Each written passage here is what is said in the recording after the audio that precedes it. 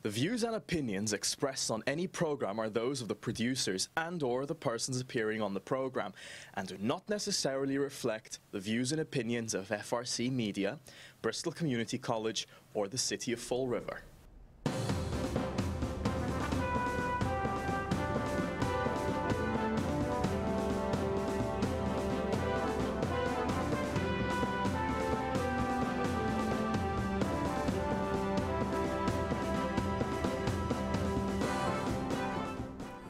Well, hello. Welcome to Spindle City Straight Talk. I'm Chip. And I'm CJ. And it's Monday in the Rev, and we've got a good show today, very relevant show to what's going on. And we know there's an election coming up, and we will have the candidates making their second appearances. But today, if anybody watched the last council meeting, Mr. Eddie Avilla went before the council about an issue he had about his constable's license, and we have him on the show today so he can have a little bit more time to explain what his issue is. And Ed, welcome to the show. Thank you very much, Bob and CJ, for having me on your show. It's my honor.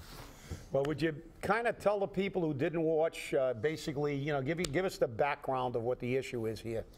Well, the issue is that I have done 46 years of public service in the city of Fall River. 18 years on the Fall River Fire Department as a lieutenant on Rescue 1, and I was proud to serve with you as the district chief, Bob.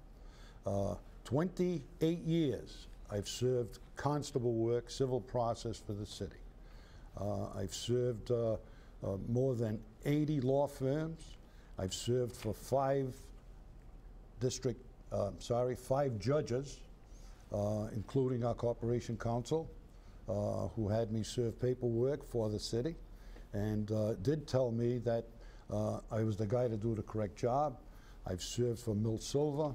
I served for Judge O'Neill, Judge O'Neill's son, who was the magistrate at the district court, the Honorable Thomas McGuire, and his father, and also Steve Sabra, who wants his work done meticulously, and his wife just retired as a judge. Well, if I may, I wanted to show you this paper that the Fall River Police Department Chief Dupere approved my approval of my license, which goes to professional standards. They check out if you have any blemishes on your record. You go through that process. We have to do that every 3 years. The mayor has the right to approve or not to approve, which I feel is really unfair because one person can deny you your license. And if you don't mind, Bob, I'd like to read the letter that I received from the mayor's office. Sure, absolutely. And the signature is from the mayor. And it says, "Dear Mr. Avilla, thank you for your interest in the position of the Massachusetts Constable, period. Unfortunately, we are unable to make the appointment at this time." Signed by the mayor. So we have one person who I feel was being vindictive. The only reason that I can think of is I worked for his opponent in 2017, and in 2018 I worked for the recall people. That's why I feel he's infringed on my constitutional right to work for whoever I want, and also he's taken away income from my family and myself, and also my freedom of speech. That's a big thing in this country. It certainly is. And let me just say for the record, I'm looking at this application for the appointment as constable, and the box is checked for renewal. So the police chief didn't have any problem. And as you said, we have worked together. We're not going to make any bones. I've known you on and off the job. We played ball together, and we've done a lot of things. But you know, your ability to do this job, I think, was well documented before the city council. I think you saw virtually overwhelming support from the council. Actually, Brad Kilby is an attorney, and he said you did serve for him process, and Steve Camara, no relation, I always say, also said that. But I want to just hit one point. You can comment on it, and you can get into the nuts and bolts. But about Steve Camara and about this politics. You know, I've always been I've always been somebody who feels you have to say what you have to say. And Steve Camara was basically the only councilor that didn't support you. I mean, Councilor Viveris wasn't there. He was absent for what reason, I don't know. Maybe CJ does, but he wasn't there. But the other 8 councilors obviously showed a tremendous support. They looked at your record, looked at your background. And but Steve Camara said, oh, well, I talked to the Corporation Council, and he said that I should probably not get involved in this, which the irony of that is, number one, the Corporation Council had you serve papers. Secondly, that's got nothing to do with it. He has every right as a city councilor, when you as a constituent, to come in and you know, because you serve process for him, there's no conflict of interest to have an opinion. As you said, you know, the city council was weighing in on the issue, and as a councilor, and you served probably as many processes for Attorney Kilby as you had for Councilor Camara. And the reality is, it disturbs me when somebody who's elected to represent all the people tries to use a political out. And Steve has become very good at that over the last few months, because he seems to be very resistant to taking any position against the mayor in any way, shape, or form. So I had to get that one out, because that's just my personal feeling. But obviously you saw a tremendous amount of support, and your record obviously speaks for itself. You've been doing the job for 28 years. You know, you've been serving the public for 46 years. I don't know. Maybe it's just me. I don't see any reasonable explanation why someone with your record, who is approved by the individual who would actually have more expertise, whether you could do a constable's job, the police chief, was checked off. So, you know, we can't, you know, it's always alleged, but it's pretty clear that there had to be something more than your job performance to this. So if you want to expand on, you know, some of the things, you know, feel free to do so, but I had to get that little. Thank you, Bob. Well, I've got a City of Fall River, Massachusetts general law acceptances in front of me.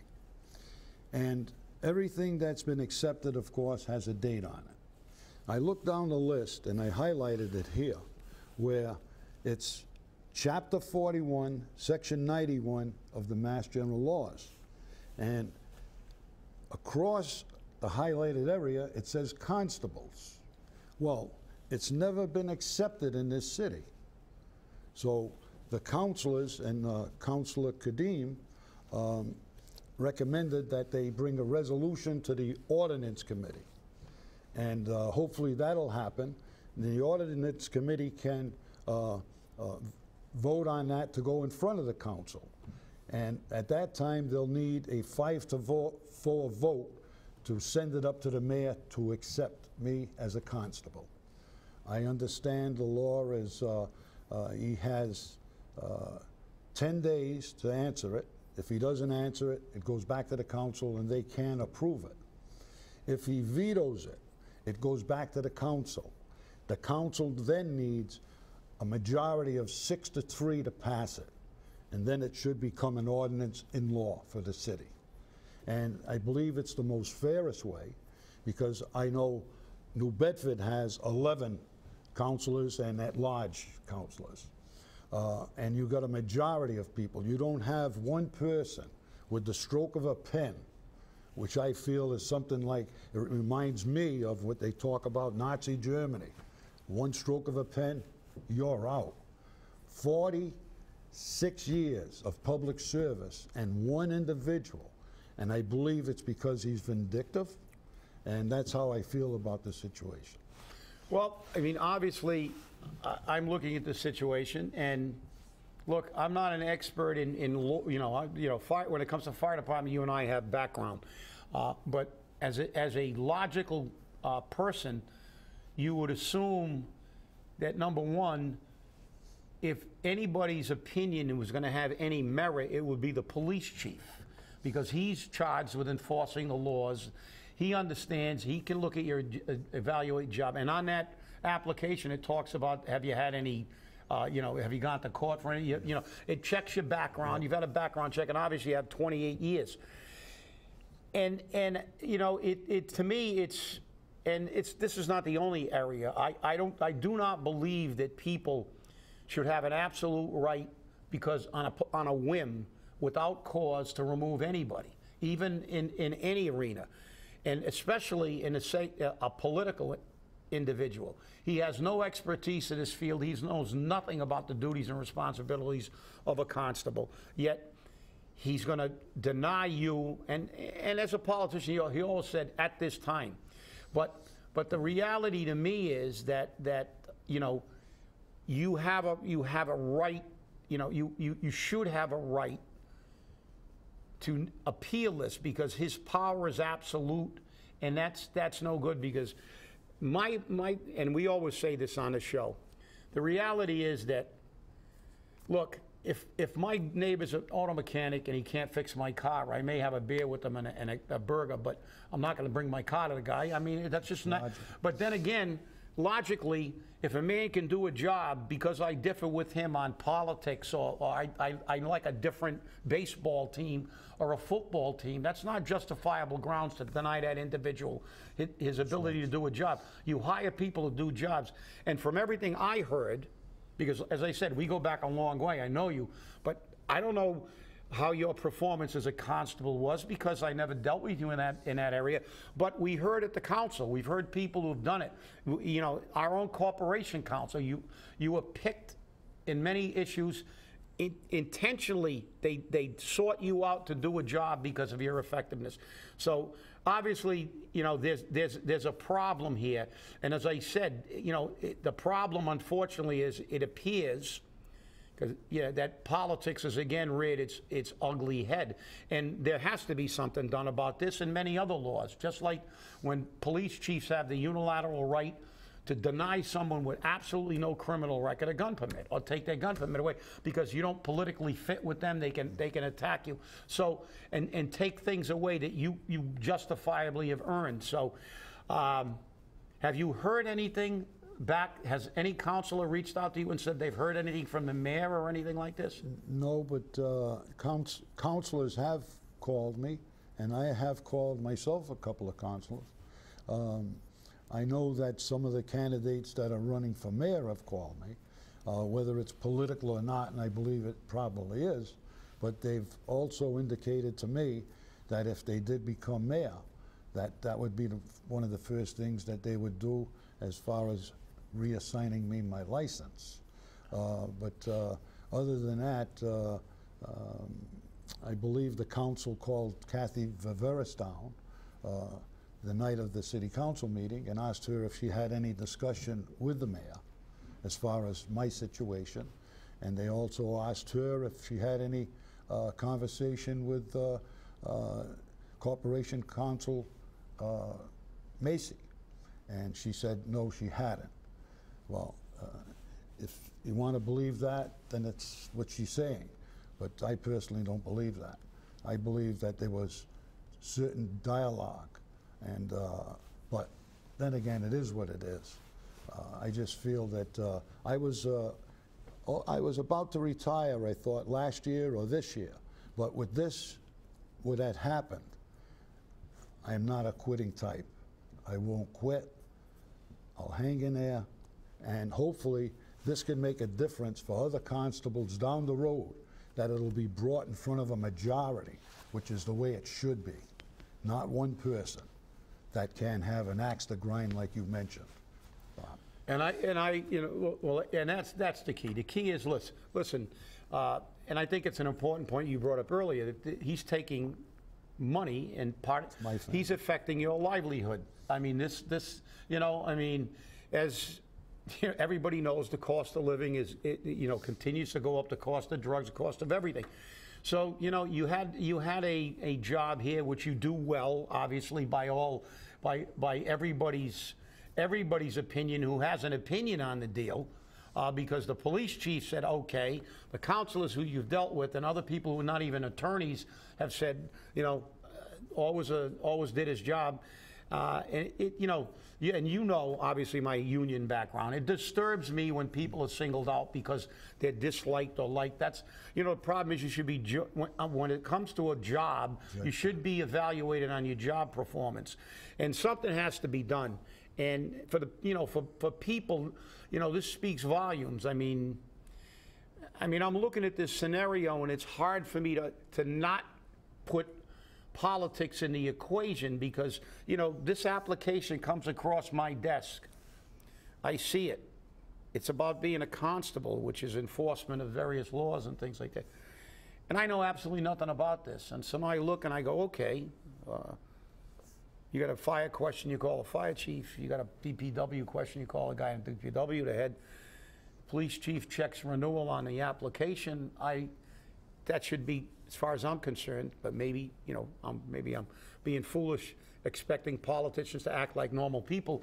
But the reality is, I would assume that any rational person would go, okay, this guy's been a constable, not 28 months, not 28 days, and 28 years. And before that, he was a firefighter. And, he's got a record of public service. And the police chief says it's okay. I mean, I don't know. Maybe it's my convoluted logic or something, but I find it difficult. And like you say, you can never prove anything definitively. And I'm sure that the mayor, who's really good at spinning things, I'm sure he'll come up with some kind of story. But I'm going to love to hear it. And when he comes on for his second visit, I am going to visit this on his second time. And if you haven't heard anything by then, and there's no resolution, I am gonna go there with him because, as I said, I just don't. I mean, any logical person, something comes across the desk, a CEO of a company who's hiring, they're gonna hire somebody to work in a mailroom or something like that. He doesn't know anything. What's he going to do? The application comes from personnel, and personnel goes to the guy in the mailroom and said, you think this guy is a good fit? You think he can do the job? Well, okay. If they say yes, they're going to follow the recommendation. This is even a worse case scenario because it's not somebody that's unproven. You've proven your ability to do this job. And for a very, very long period.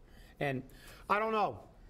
CJ, you've been quiet in the room. Come on, buddy. Come on, weigh in here. I'm just listening, and I just can't believe what's been going on. It amazes me that people who are experienced, people who've got the background and the credentials, don't get the jobs that they should have. And we know this because look at all the people we went through in DPW before we've got one that has the background and the credentials to do the job. We had an ice house keeper, I mean. Yeah. The famous ice house guy, our favorite. Yeah. And this is very problematic. And then not only is he allegedly grinding an axe or being vindictive, he's hurting somebody in their pocketbook. And this isn't the first person that we've heard has been harmed financially, and I'm not even talking about his indictments. Let's not even talk about that. But they've been hurt financially by this mayor, by his actions. And that creates a problem, in my opinion. That creates a major problem. Yeah, and we've seen other circumstances that we've talked about on the show, and we've heard stories about him terminating people in City Hall who did something he didn't like. And like I said, this is a problem. This is why I fought so hard in the union, because I always felt that if you don't like somebody personally, you don't go out and have a beer with them. You don't socialize with them. There's no reason. It's a job, and I always said that. A lot of people think, it's this is like a club. It's a brotherhood. It's a social. It's really not. It's a job. I mean, you can be friendly. You can like people, but just like anything else, you got neighbors. Some of them you really like. Some of them you don't particularly care for. And the people you invite to your cookout are the people you like. But that doesn't mean you can't work with people. And this, I think, is one of the problems that holds Fall River back.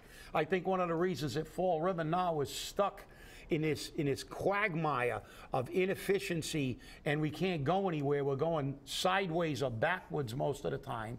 Is because of this. We got a financial team that never gives an accurate number, and they get gigantic pay raises. We got ice house guards and people with no qualifications getting department head jobs, you know, burying people in the wrong places.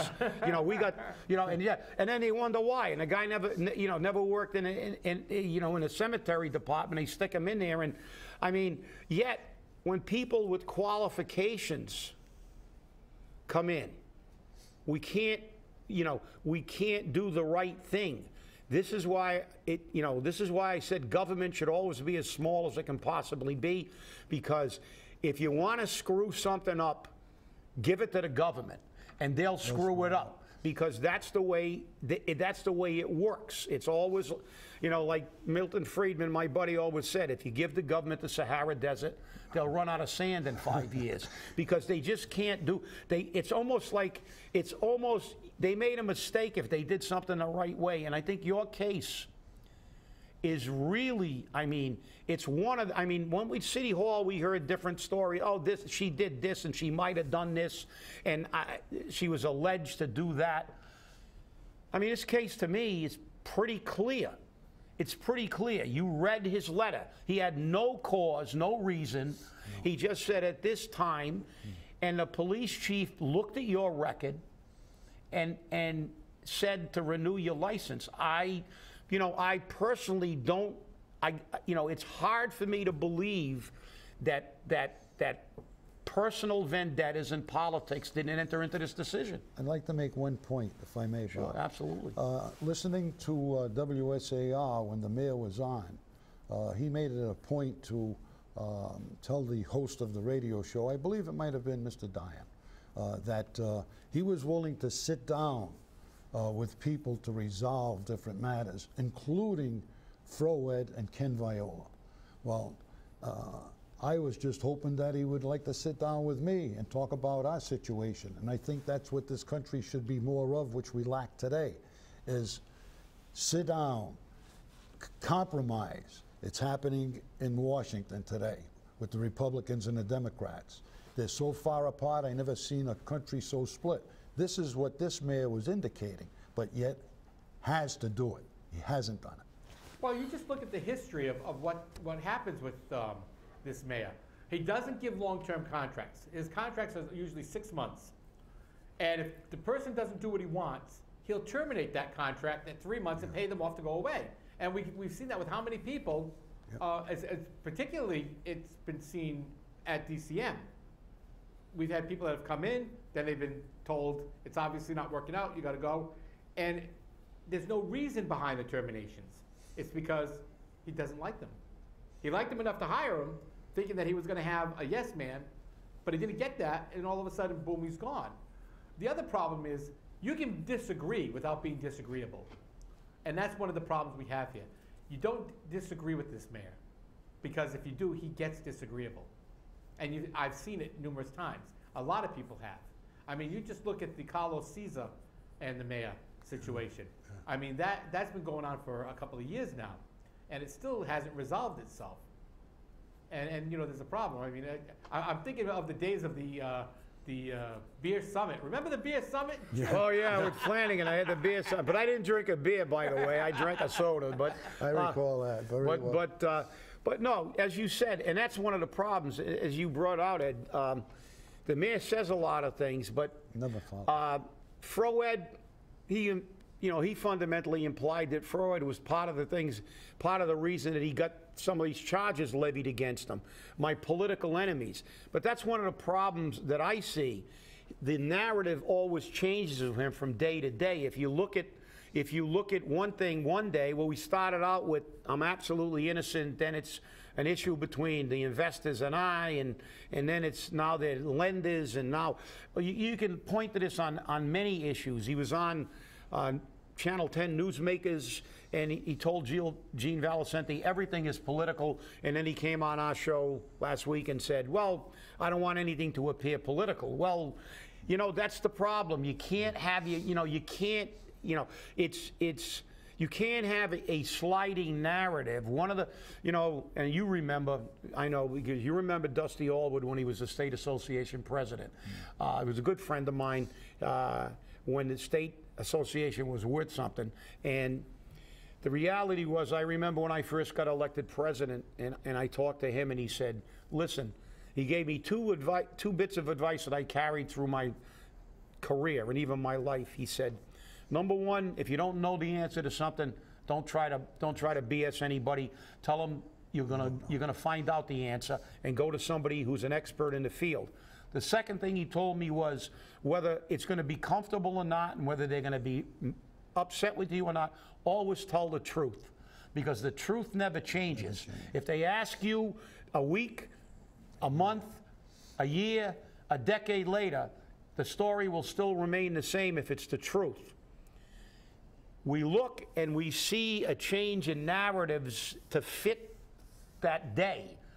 And that's one of the reasons I see that it's hard to have confidence in government when we have politicians, not only in this city, but as you said, even in Washington, where every day they're changing their position, and they forgot about what they said yesterday, or they use euphemisms to think. And this is the thing, but you know, the bottom line is everybody's entitled to their opinion. But this isn't a matter of opinion. This is just a matter of process. You know, this is a process. You follow the process, and by the individual who had the most credibility in determining whether you should have become a constable, a police chief said you are. And now you got some politicians saying, no, forget about it. You're going to have to wait if you ever get it. And I think probably it's, you know, to me, it's a disgrace. You know, the fact is that, you know, you don't like somebody, don't invite you for a beer. But the fact is, you know, if a guy can do the job, you got to give him the job. I don't hire a contractor because I like him. I hire a contractor because he's going to do a really good job. He could be the biggest crap hole in the world, and I don't care. If somebody tells me that guy's the best roofer in the world, and I'm going to get a good competitive price, and I know that guy has got a reputation that's beyond reproach, I'm hiring him. You know, I may never speak to him again after I pay him, but I know he's going to do a good job, and that's the reality. That's what real people do. That's what people in private industry, they don't hire engineers who can't engineer. They don't hire, you know, people who don't know any. I mean, if you ran a business, you can't hire people that are morons. You can't hire people that can't do the job, because you're going to go out of business. But government's great. You can hire idiots, you pay the idiots, and then when they're finally exposed, you can them and hire another one. And this is the thing that disturbs me. I'm always complaining about taxes and fees, but this, you know, I really appreciate you coming on the show, because this is a case, to me, there's no wiggle room. There's no, well, he might have, you know, well, you know, to me, the mayor, and it's my opinion, obviously. You know, I'm not, my opinion. He has no expertise. He has no knowledge in this to ever consider denying an application that was approved by the police chief. And that's just the way I feel. So, Eddie, if you want to... Yeah, I'd like to say the last word as far as our constitutional rights. And I'm a believer in the Constitution. It's been a Constitution forever. But you are innocent until proven guilty, and I believe that. And Washington played around with that for quite a while. I'm a believer in that. But when something like this happens to the person, in this case me, I believe he really has taken my constitutional right away to work for who I want and to support who I want. And then by denying me this license, he's definitely has taken away income for my family and myself. And also I believe that the freedom of speech is in there too. I believe that we're allowed to say what we want to say outside of defaming anybody. No, and you're right. And I will just, as our music, I will remind the mayor, as I said on the show, the Constitution of the Commonwealth of Massachusetts, in part of the first Section 5, says all elected officials and legislators are substitutes for the people and are at all times answerable to the people. So, Mr. Mayor, Mr. Avilla deserves an answer. And by your sworn duty to uphold the Constitution of this Commonwealth, he deserves your answer. Thank you very much, Mr. Bob. Pleasure to be. Thank you, Pleasure sir. to have you, Ed. Thank you. My pleasure.